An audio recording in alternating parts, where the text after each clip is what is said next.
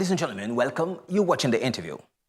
This year's March the 1st, the international community commemorated the Zero Discrimination Day. Discriminations are often made against vulnerable people such as women and children. So we're talking about discrimination in sport, in business, in politics, and even in the household between a husband and his wife, and why not children also are involved in that. So March the 1st was the launching day also of information around the discrimination to be continued all over the 2020 year. But what is discrimination?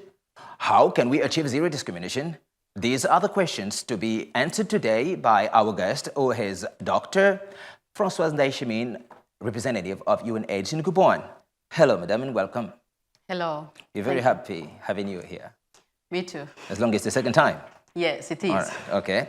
So now maybe it's important we try to define what discrimination is. Discrimination, as far as I can explain, is when people are treated unequally based on their sex, their age, kind of sicknesses. And this can happen, for example, at work. It can happen in the relationship in sports, for example, or even in access to services. Okay.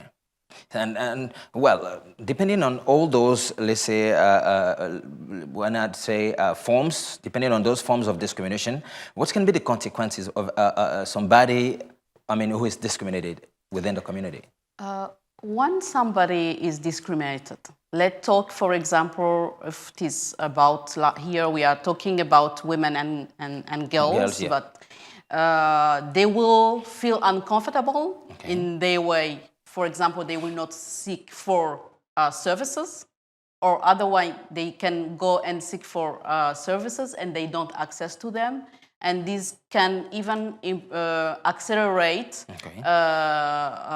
the epidemic if we talk about HIV/AIDS. If people don't go, for example, for testing, if people know they are HIV positive and they don't go for treatment, sure. This is some of the kind that will impact not only the person but also the family. Okay. So the consequences can be beyond even those when they can't, for example, be open even in their family, and they feel uncomfortable. Yeah, sure. I can imagine, for instance, maybe a pupil who is discriminated at, in school might no longer go there anymore. This can be one of the consequences as well for students. Why not? Correct.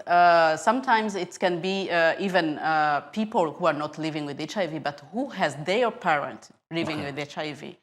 And because the other friends know that the family, among the family, the father or the mother is living with the HIV, they will be discriminated, and those persons and those children will not really be concentrated at school and will even sometimes quit the school because they don't really feel integrated, feel considered as far as other people.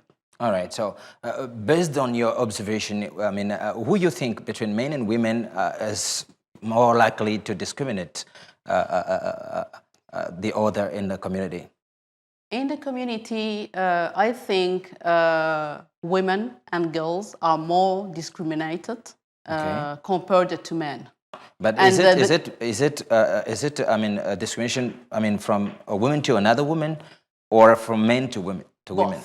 Both, and unfortunately both. Okay.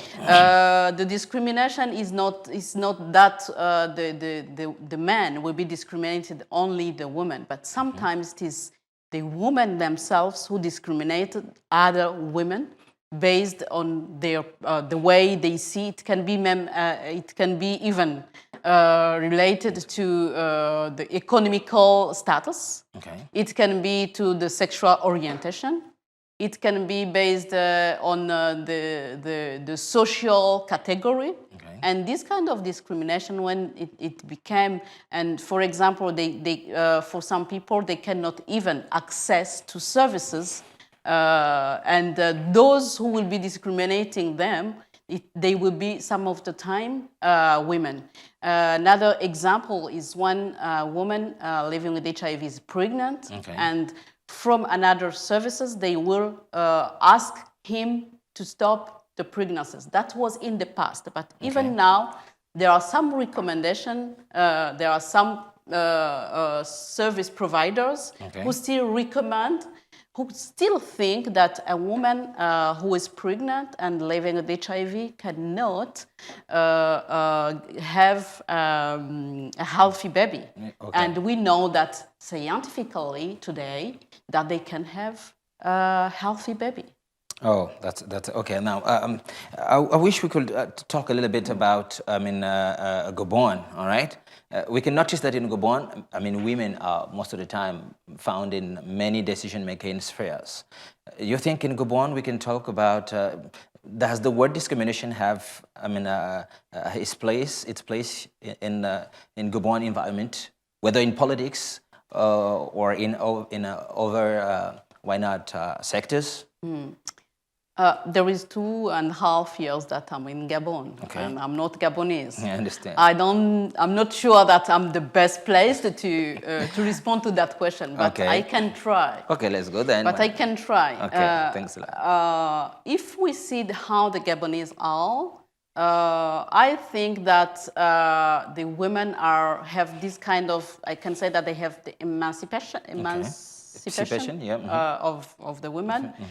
They are in, you can find them in decision making. You can find them as in the corps, like in army, in other way. You can find them. Sure. However, it's not half. Okay. You know that there is still this kind, and people who are there, people will still look at them like, can do that. For example, I have seen, we have actually the Ministry of... women or the family? No, of the defense is a woman. Okay. There are people from who we say, a woman? Yeah. Why not a woman?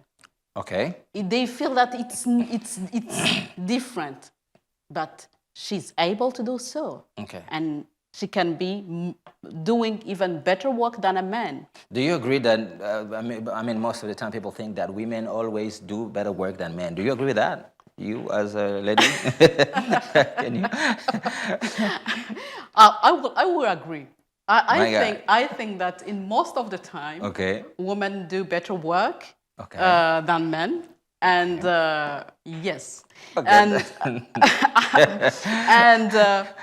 this is my view. It's not the UN view. And otherwise, you can see also that woman, when he's in a highest function, she will do the best to be the best.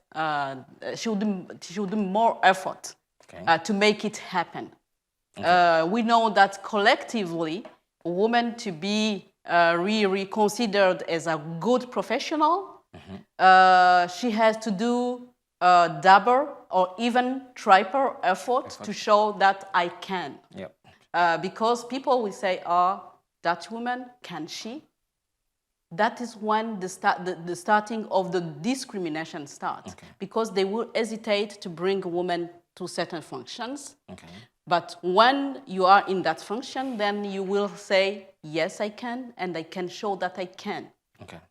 So, and what is UNAIDS Gabon involvement or activities in order to fight or reach, zero discrimination for this year? Most of the work that we are trying to do is the information. Because most of it you do by information, sensitization, and showing that discrimination is bad for the society, is bad for the humanity. And most of the time also is to work with the civil society, decision makers, the people who are in place of the decision making, so that they can also influence the community and influence to get zero discrimination. It's also to inform, in work, workplaces, Sure. including in health providing services. Okay. That's pretty good. So we're moving toward the end of this TV program, and I apologize one more time. Eh? Oh. All right. Yes. So you maybe we're going to talk now about let's say I mean you said among the consequences, and we're trying to mention them as far as student in schools, for instance, when they may know that they suffer maybe from maybe AIDS or any other disease, then we said among the consequences that student may no longer attend school. And this definitely doesn't that much encourage, let's say, children school attending policy based on UN, let's say, records. Yes, that is the first, but it is also for the continuity even those going to the university. Okay. I can give another example. There are some countries, not in Gabon, where to access to I don't know how to call it in English. In English, bourse d'études. Okay. Okay. Whether grants or scholarship. The scholarship. Okay. To access to scholarship. Okay. They ask for to test for HIV. Yeah. Oh. Yes, Apologies. I didn't know that. There are some countries who do. Okay. Who still do that. Oh, goodness. That is a very huge discrimination against people, Sure, because people living with HIV actually can't be discriminated like that. All right. So this we can start from maybe the first level schools, but also at the university, it's a big discrimination. We've come to the end of this TV program. Maybe you have, you can have, Nat, maybe you can have your last word, related to, our theme of today, zero discrimination, what the UN AIDS has planned to fight against such a phenomenon. I think that by sensitization, we need to tell people that there is no place for discrimination. Okay. As far as HIV is concerned, there is no, with discrimination, we cannot access to zero new cases of HIV, because we do need to really work on the discrimination so that people can be treated, can be tested, and then treated, and can follow their treatment as they should. So the discrimination is the most of thing that we should combat, and to do that we need to transform ourselves. We need to transform ourselves. We need to change. We need to change our mindset. We need to transform ourselves. Ladies and gentlemen, that's the end of this TV program. I remind that we received today Mrs. or Dr. FRANCOISE NDAYICHIMIYE, UN representative. AIDS. UN AIDS. Yeah, okay. UN AIDS. Yeah, definitely. FRANCOISE NDAYICHIMIYE. The representative of UN AIDS. Pretty good. In or Gabon. the UN AIDS country director. Wonderful. That's it. So we've come to the end of this TV program, I was saying, and we thank you one more time for coming. I remind that we talked today about zero discrimination against women and girls. This year, what are the policies and what the UN has planned. Thank you very much one more time. Keep watching Gabon 24 or Gabon 24 on social networks such as Facebook, Twitter, and we are streaming on YouTube as well. Goodbye. Thank you very much.